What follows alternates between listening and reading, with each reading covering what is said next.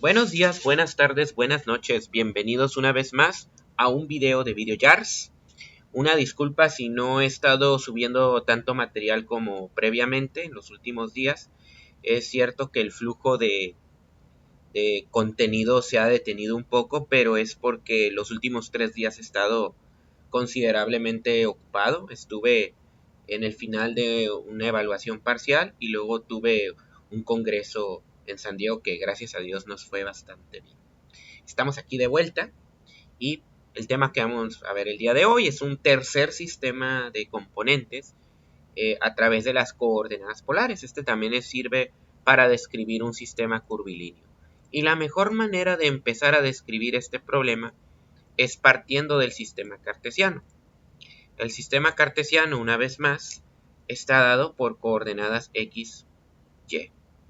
No obstante, cuando un cuerpo o cuando un punto está descrito por sus coordenadas x, y, existen una vez más, existen algunas trayectorias que no es tan conveniente ponerlas en un sistema cartesiano.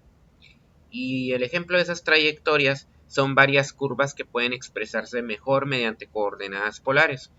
A continuación les voy a explicar algunos ejemplos de cuáles son esas curvas, ¿no?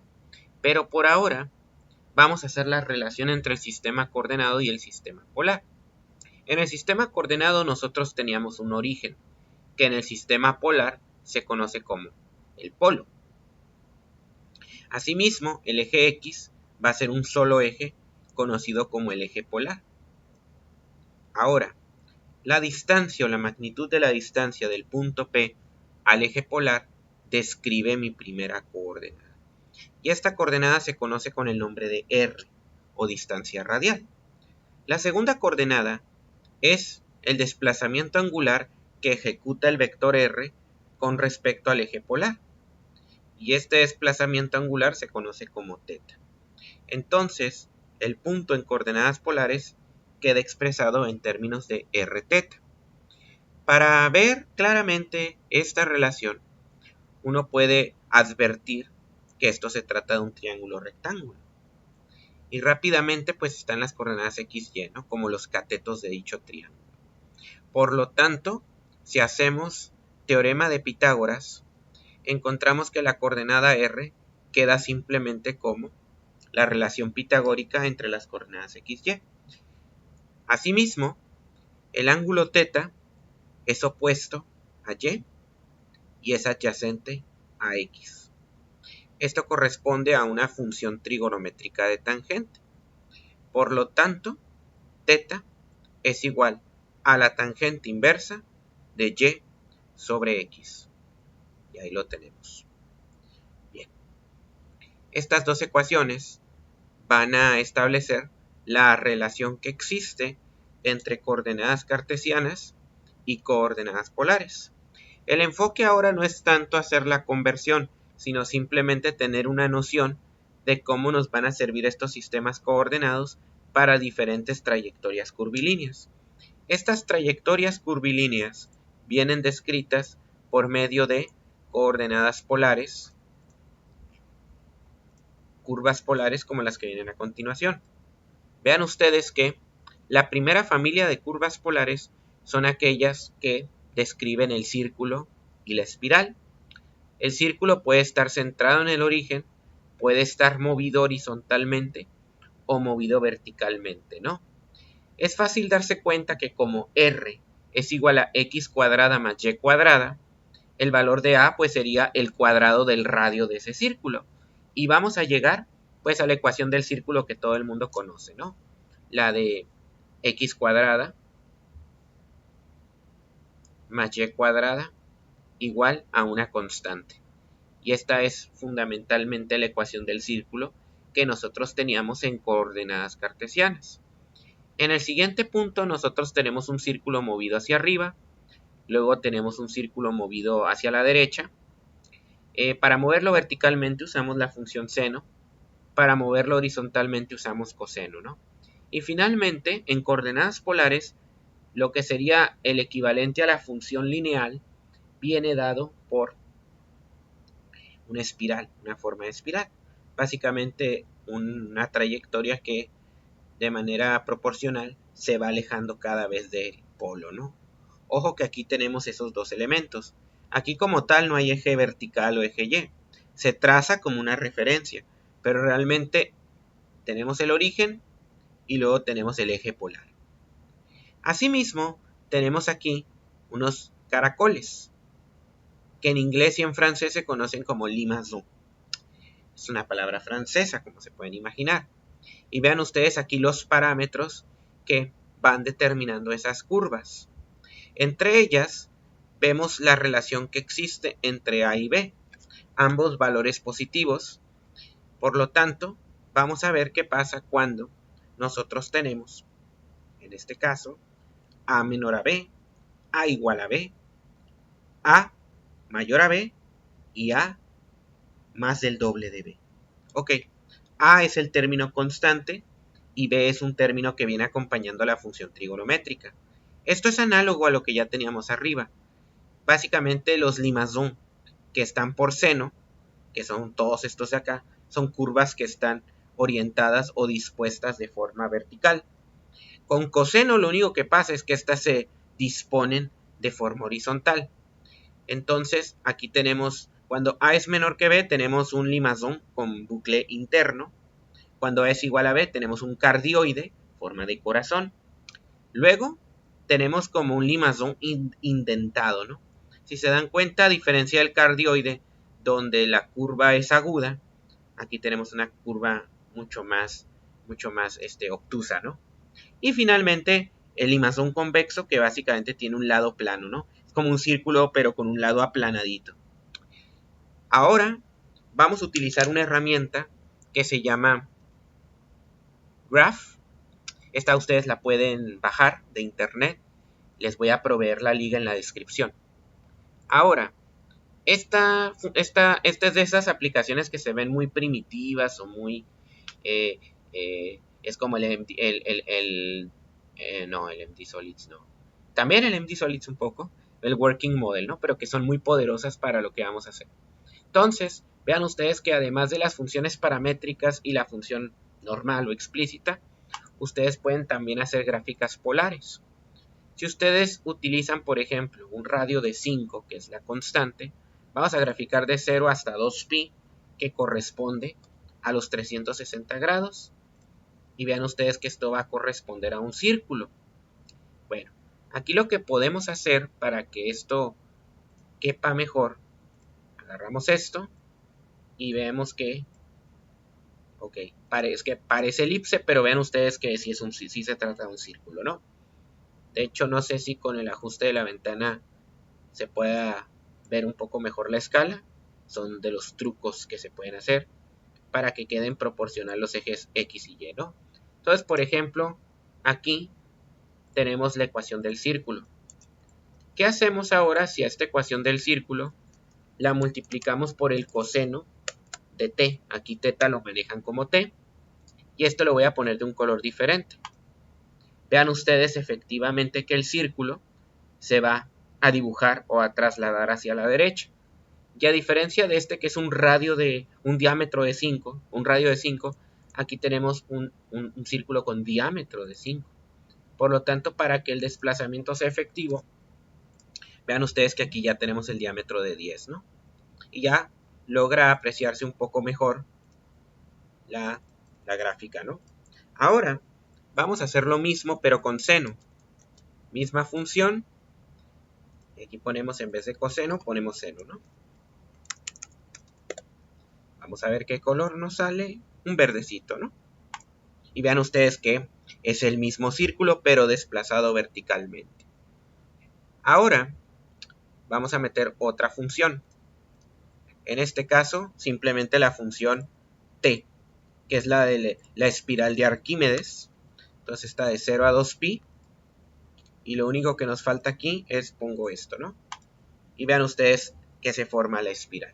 Entonces aquí tenemos la primera familia de curvas. Por ahora lo voy a desactivar. Ahora vamos a meter lo que sería el limaçon. Recuerden, A más B seno de t. Pero función explícita, ¿no? Una función polar. A más B. En este caso, primero la voy a hacer menor. Y la voy a poner como seno de t. Porque quiero que aprecien todas las transformaciones que sigue esa curva, ¿no? Ahí está. Vean ustedes que tenemos el limazón vertical, que está apuntando hacia arriba. ¿Cómo le hacemos para que apunte hacia abajo? Se preguntarán. Pues aquí bajamos el signo negativo. A siempre tiene que ser positivo. Entonces esto ya tiene un poquito más la forma, ¿no? Luego, si a este limazón, en vez de hacerlo seno, lo hacemos coseno, vemos que este va a apuntar hacia la izquierda. Y finalmente, si lo hacemos positivo, va a apuntar a la derecha, ¿no? Entonces aquí, vean ustedes que, entonces, vamos a tener limazones. Efectivamente, el positivo apunta a la derecha y el negativo apunta a la izquierda. Asimismo, si cambiamos de coseno a seno, vean ustedes que este ya apunta verticalmente, este desde abajo, y obviamente cuando le cambiamos el signo a positivo, este va a apuntar hacia arriba. Bien, ahora voy a aprovechar, porque es lo que ocurre con todos los limazones, ver qué pasa cuando los coeficientes, en vez de hacer este a menor a b, si lo hago igual, ¿no? Y vean ustedes que el lazo se comprime completamente, sigue quedando aquí un punto de no diferenciabilidad y tenemos este corazón. Tiene como forma de corazón, por eso se llama cardioide. Yo le hago más forma como de una cereza, de una manzana, porque el corazón por debajo la forma es un poquito más aguda, pero pues se quedó el nombre, ¿no? Un cardioide. Luego, ¿qué pasa si hacemos que ahora este sea menor, pero no por 2 veces? Me va a quedar precisamente esta forma de habichuela, que también se llama nefroide, forma de riñón o de frijol, ¿no? Que en diferentes países se le llama de diferente manera. Entonces nos vamos a acercar a este nefroide porque quiero que vean qué pasa cuando este valor se vuelve el doble. A se vuelve el doble de B.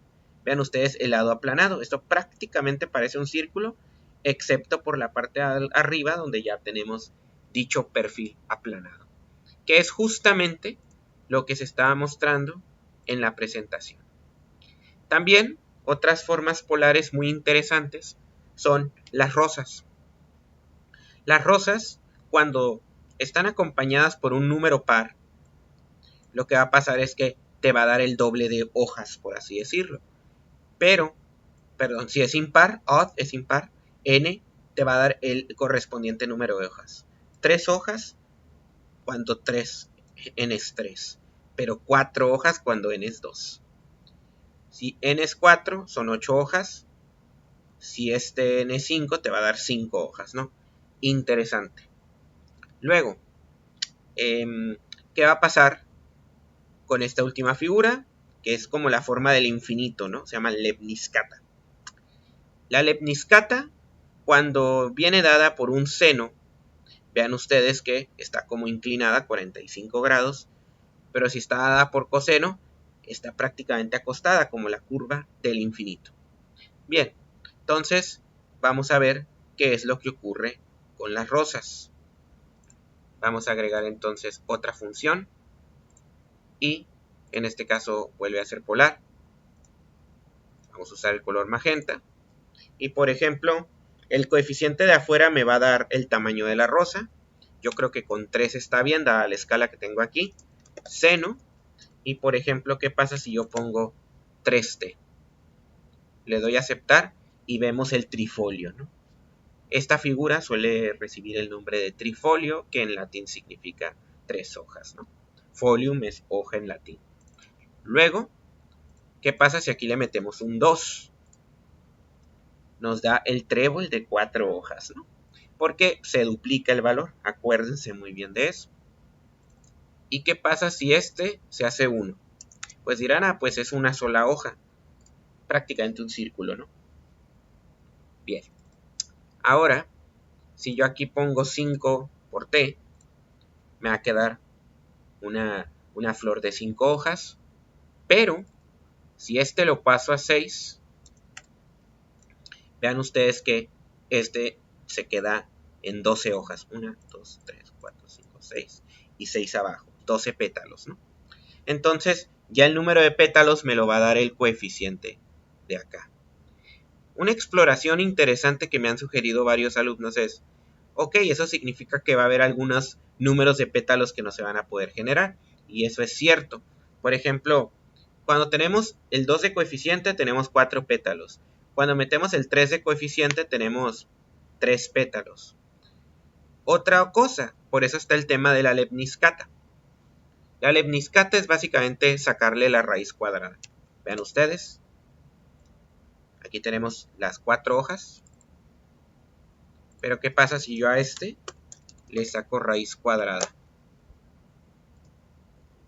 Se divide entre 2, ¿no? Y tengo una lepniscata de 2 hojas. Ahora, el coseno lo único que va a hacer es cambiarme la orientación. De la misma manera que, por ejemplo, con el trifolio, yo tenía, aquí tenemos 3 coseno de 3t. Ahí está el trifolio, ¿no? Si uso coseno, se gira la figura con respecto a lo que teníamos en seno. Que aquí se los voy a poner.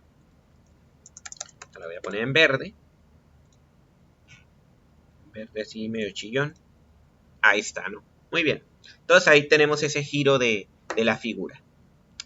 Bueno, ahora es posible, porque yo siempre digo, ok, si con 2 por t generas 4 hojas, 3 por t generas 3 hojas, pero 5 por t generas pues 5 hojas, la pregunta es, ok, ya vimos que para generar las 2 hojas uso la técnica de la lepniscata.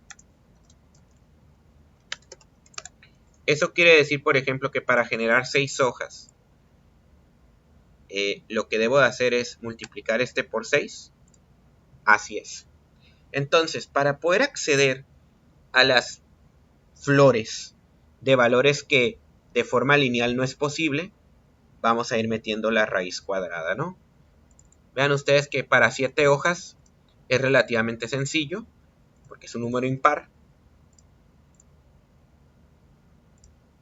Ahí está.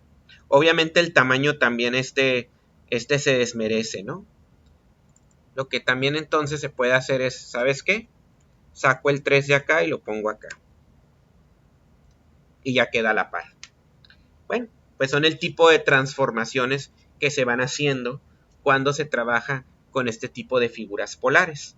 Dado que el enfoque de esta clase no es tanto de matemáticas, no obstante, lo que sí me importa es que ustedes tengan una noción de cómo se van generando y comportando dichas figuras. Ahora sí, vamos a pasar a los vectores, lo que nos compete, ¿no? En este caso, ya hablamos del punto P, y sobre este punto P va a haber 2 componentes de movimiento.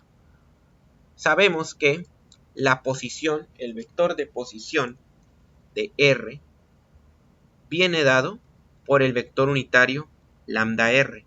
Lambda R es básicamente un vector en la dirección radial, apuntando pues a la misma dirección que R. Aquí lo voy a mover un poco para que no esté estorbando. Y bien. No sé qué pasó aquí. Ah, no, este es el ángulo recto, ¿no? Entonces aquí vamos a poner lambda R. De la misma manera, perpendicular, tenemos otro vector unitario, que es la componente transversal, se llama. Y esta es lambda teta. Entonces, lambda R corresponde a la dirección radial y lambda teta corresponde a la dirección transversal. Ok. Puede que aquí esté mi cámara, por lo tanto esto lo muevo para acá abajo. Pero para la posición solamente basta con dar el vector R, ¿no? Dado por la dirección lambda R y por la magnitud, que es R. Obviamente lambda r va a venir en términos de x y y, como lo vamos a estar explicando más adelante, ¿no? No sé si de este video, creo que no, creo que sería en otra lección. Ahorita solamente me quiero enfocar en las ecuaciones básicas y su implementación. Entonces, obviamente nosotros sabemos que para sacar el vector de velocidad, nosotros debemos de derivar el vector de posición. Lo cual, eso nos dice que, pues aquí, hay que derivar la expresión que acabamos de establecer, magnitud r y dirección lambda r. No obstante, tanto lambda r como r varían en el tiempo, por lo tanto hay que derivar. La derivada de r es r puntito por lambda r. Y luego, r se queda sola y hay que derivar lambda r. Oh, bueno. Acuérdense del video de vectores unitarios que nosotros para poder derivar un vector de esta naturaleza, nosotros lo único que teníamos que hacer era sacar el omega y luego multiplicarlo por un vector perpendicular. Aquí, por ejemplo, sabemos que el vector unitario perpendicular a lambda r, lambda teta, ¿no? Entonces prácticamente nos movemos 90 grados y como esto es en contra, pues es justamente lo que estábamos buscando, ¿no? Lambda teta, omega lambda teta sería entonces el vector que estábamos buscando para esta derivada. Ahora, si nosotros simplificamos, finalmente encontramos que el vector de velocidad es r puntito lambda r más r omega, pero omega es teta puntito, porque omega es la derivada de teta con respecto al tiempo, que también se expresa como teta puntito, que es una notación que vamos a estar usando en esta lección. Y finalmente aquí está lambda teta. También noten que a diferencia de normal y tangencial, aquí la velocidad sí tiene dos componentes.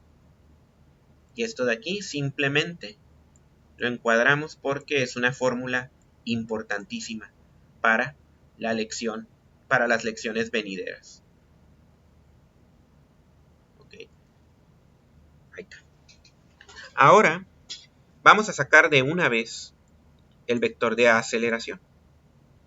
La aceleración naturalmente es la derivada de la velocidad con respecto al tiempo. Noten cómo seguimos usando las mismas ecuaciones de inicio del semestre.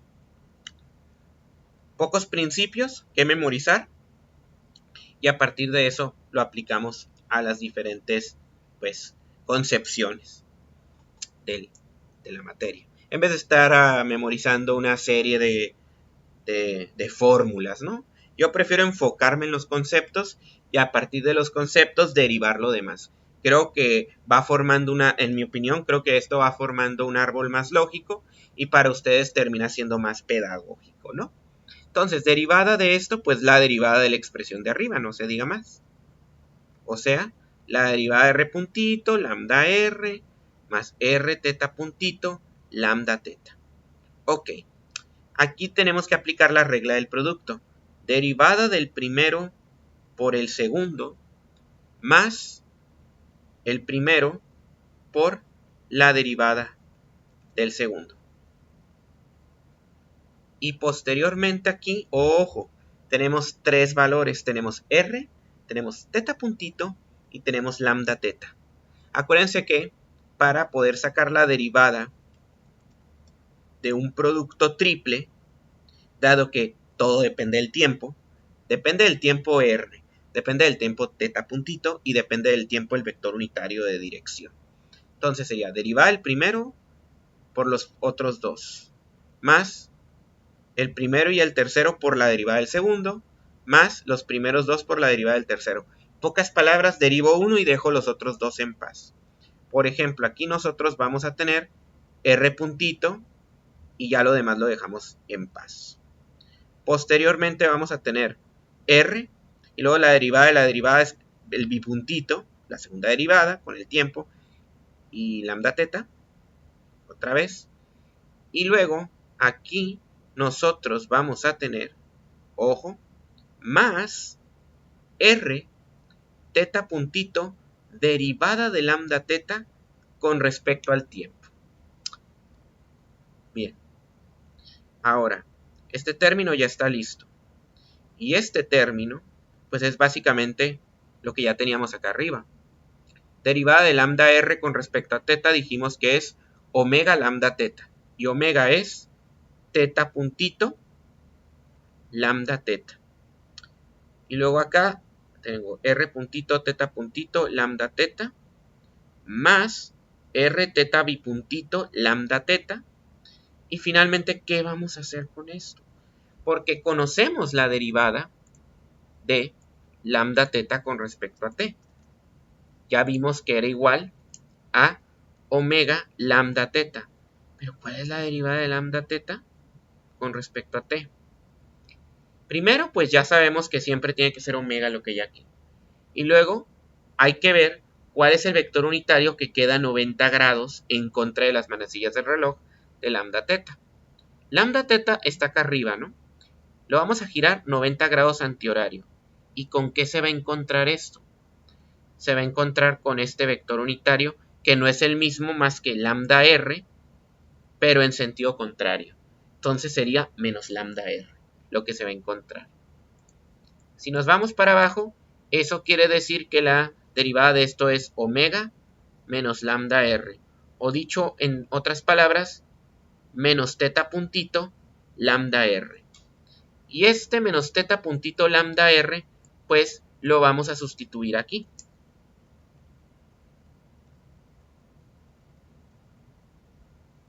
Y ya viene la parte algebraica, ¿no? Esto lo dejamos igual. Pero vean ustedes que estos dos términos son idénticos. Se duplican. Luego aquí este ya está listo.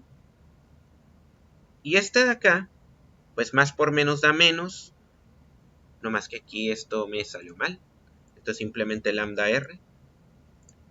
Ya la derivada ya está hecha. Y luego tengo r teta puntito al cuadrado, ¿no? Porque se multiplica por sí mismo. Y ya está. Por último, lo que nos queda es agrupar términos semejantes.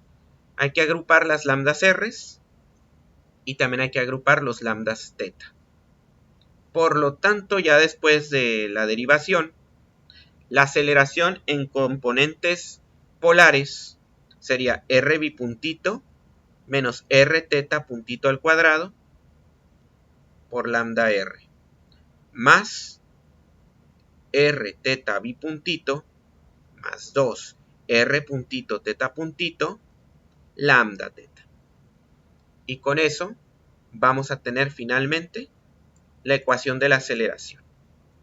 Bueno, vamos a aplicar directamente estas fórmulas para irnos familiarizando. Ese es el principal objetivo de esta lección. Que ustedes se vayan familiarizando con la fórmula de velocidad, que voy a poner acá, pero también con la fórmula de aceleración. Ojo que este suele ser un tema que luego muchos alumnos de ingeniería se quejan de que es muy difícil, pero es difícil porque los obligan a memorizarse esas fórmulas. No le veo sentido memorizar esto. Es mejor que ustedes sepan cómo usarlas, pero teniéndolas a la mano, ¿no? Bien, entonces, para hacer un buen uso de estas fórmulas, vamos a resolver este problema que dice: un brazo robótico que se muestra en la figura está programado para que el punto P siga la trayectoria descrita por, y aquí nos están dando dos expresiones en términos del tiempo. La primera de ellas es que la coordenada radial r es 1 menos 0.5 coseno de 2πt, mientras que la coordenada transversal es 0.5 menos 0.2 seno de 2πt. Nos está diciendo cuáles son las velocidades y aceleraciones. Prácticamente nos está pidiendo: encuéntrame el vector. Que prácticamente es lo que tengo acá abajo, ¿no? En un tiempo de 0.8 segundos. Exprese ambos vectores en coordenadas cartesianas. Ahorita esta parte la vamos a dejar pendiente. Quiero que para esta lección simplemente nos enfoquemos en poder utilizar bien estas fórmulas. No es común que yo haga ejercicios de formulazo, a menos de que sea una ecuación en la que yo primero pretendo que ustedes se vayan precisamente acostumbrando, ¿no? Y pues, como ven, vamos a tener que derivar en 3 niveles. Primero, aquí nosotros vamos a tener R, que es 1 menos 0.5 coseno de 2πt. Básicamente, para hallar el valor de R, yo tengo que sustituir con t igual a 0.8, que es una cantidad que me está dando el problema. Dicha cantidad la metemos en la calculadora y ojo, esta tiene que estar en radianes. Posteriormente, 1 menos 0.5 coseno de 2πt. Y en este caso aquí vamos a poner 2pi por t, que es 0.8. A este se le saca coseno. Y vean ustedes, 1 menos 0.5 coseno en radianes de 2pi por t. 0.8455 redondeado a 10 milésimas, ¿no? A 4 decimales. ¿Y en qué unidades está R? Si no nos dice, podemos suponer que está en metros, por ahora. Ahí está. Luego, el valor de teta, que va a estar en radianes, también lo podemos evaluar directamente. Prácticamente sería traerse la función y con esta función simplemente evaluar en dónde está el tiempo, ¿no? Entonces, el tiempo será igual a 0.8 segundos y si lo metemos en la calculadora, vamos a tener 0.5 menos 0.2 por seno de 2πt. Entonces aquí metemos paréntesis, 2 por pi por 0.8. Y aquí la diferencia es que se usa el seno. Evaluamos y vean ustedes lo que tengo. 0.5 menos 0.2 seno de 2pi por t. 0.6902 radianes porque es el ángulo. Entonces aquí voy a marcar estos para no perderlos de vista. El siguiente paso es hacer las correspondientes derivadas. Primero pues el 1 se va y pues la derivada de coseno es seno negativo. Por el negativo que ya tengo acá arriba se va y simplemente me queda 0.5 por la regla de la cadena que es 2pi. Y acá adentro me queda lo mismo, ¿no? 2πt. Esto lo podemos simplificar, 0.5 por 2 es 1 y finalmente aquí tenemos seno de 2πt. Lo voy a dejar expresado porque lo vamos a tener que derivar más adelante. Y ya finalmente podemos volver a evaluar 2pi por 0.8, ¿no? Todo esto queda dentro y vamos a obtener el valor de R. Esto me está diciendo qué tan rápido se está alejando en la dirección R, ¿no? Ponemos pi por, luego aquí pongo paréntesis, 2 por pi por 0.8 y la función trigonométrica que vamos a usar es el seno. Calculamos y esto nos da menos 2.9878. Esta cantidad va a estar en metros por segundo. El signo negativo indica que en vez de alejarse, se va acercando, ¿no? Eso es algo también importante en caso de que ustedes pues se asusten de que por qué sale un número negativo, ¿no? Teta puntito. 0.5 se va. Derivada de seno es coseno. Y finalmente hacemos regla de la cadena, este menos 0.2. El seno respeta el signo a diferencia del coseno. Y pues finalmente aquí sacamos este 2pi por regla de la cadena, ¿no? Ahora pues esto es menos 0.4 pi coseno de 2πt.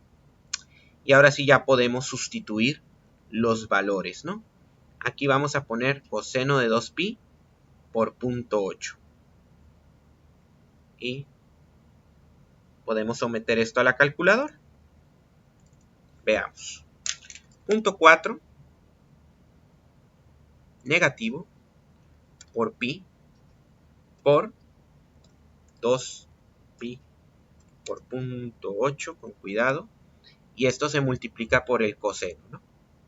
Toda la operación me da menos 0.3883. 0.3883 radianes por segundo. Aquí teta positivo significa en contra, por lo tanto estoy teniendo en este momento un giro a favor de las manecillas o hacia el eje polar, ¿no? Entonces esa sería la cantidad.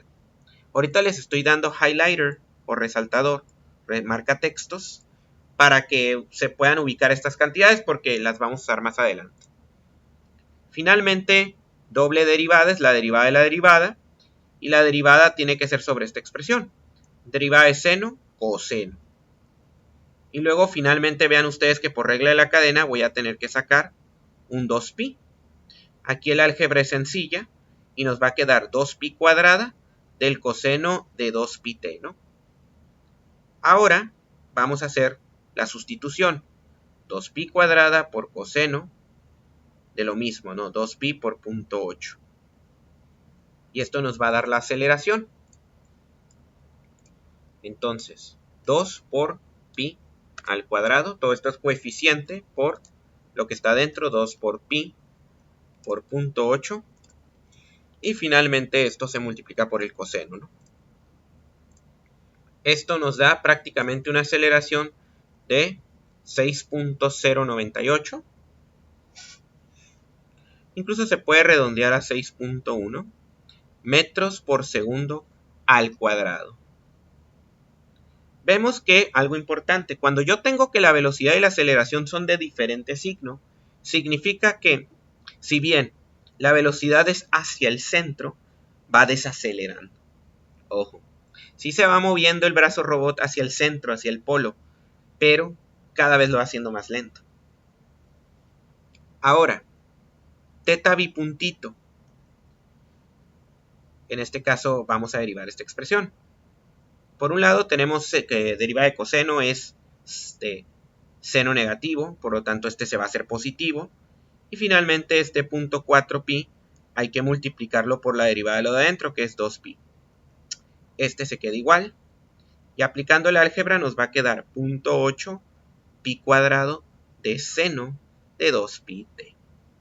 Y aquí pues nada más nos corresponde evaluar dicha función, donde t es igual a 0.8. Por lo tanto, metemos esto a la calculadora, 0.8 por pi al cuadrado por 2 por pi por 0.8, y esto de acá es seno. Esto nos va a dar una aceleración angular de 7.5092 radianes por segundo al cuadrado. El giro, como pueden ver, va en el mismo signo que la velocidad. Velocidad angular a favor y la aceleración a favor. Eso quiere decir que a favor de las manecillas está acelerando, ¿no? Y bueno, ya que tenemos todas estas cantidades, todas ellas muy importantes, simplemente vamos a aplicar ya la parte del formulazo. Esa es la parte, digamos, fácil. Evaluando vectores de velocidad y aceleración, nosotros vamos a encontrar lo siguiente. Por un lado, aquí nosotros tenemos el vector de velocidad, que como ya sabemos es v igual a r puntito lambda r más r teta puntito lambda teta. R puntito es menos 2.9878 lambda r, directo. Y luego, aquí viene el vector en coordenadas cartesianas, perdón, el vector en la componente transversal. R es 0.8455, mientras que teta puntito, ojo, es menos 0.3883. Evaluando esto en lambda teta, vamos a obtener finalmente el vector de velocidad que estábamos buscando, menos 2.9878 lambda r, y por otro lado 0.8455 por 0.3883 nos queda menos 3283 lambda teta. Y con esto pues tenemos la velocidad en metros por segundo al cuadrado. Y esto es precisamente la cantidad que nos está pidiendo el problema. Ahí está. Entonces ya sabemos calcular velocidades en componentes cilíndricas. Bueno, en componentes polares. Y para la aceleración hacemos lo mismo. Lo voy a evaluar acá, que tengo más espacio. En este caso, tenemos aceleración igual a r bipuntito, que es 6.1, menos r, que es 0.8455, por teta puntito al cuadrado, que era menos 0.3883 al cuadrado. Esto es en lambda r. Le voy a poner corchete ya que sí se engloba todo. Por el otro lado tengo r teta bipuntito, 0.8455 por menos 7.5092 más 2 r puntito teta puntito, ¿no? Aquí, por ejemplo, voy a ir alejando esto un poco. Y ya puedo ir poniendo aquí el valor de teta puntito, que es menos 0.3883. Y aquí va el valor de lambda teta, ¿no? Aquí voy a poner un poquito del separador. Y finalmente, pues es nada más meter toda la calculadora. Yo recomiendo que lo hagamos en partes. Primero, para lambda r, vamos a tener 6.1 menos 0.8455 por 0.3883 al cuadrado.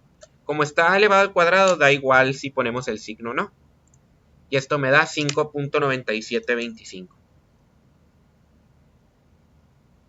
Esta sería entonces la aceleración radial.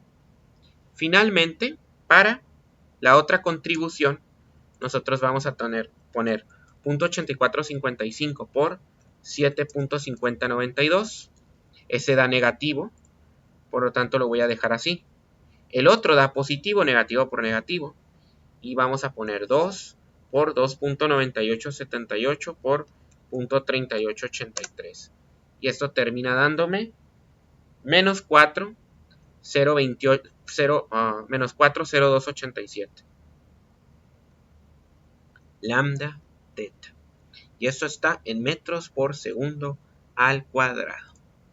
Y bien, creo que con este ejercicio y con la demostración previa debió haber quedado más claro cómo funcionan estas coordenadas polares y las componentes en las cuales se pueden expresar posición, velocidad y aceleración.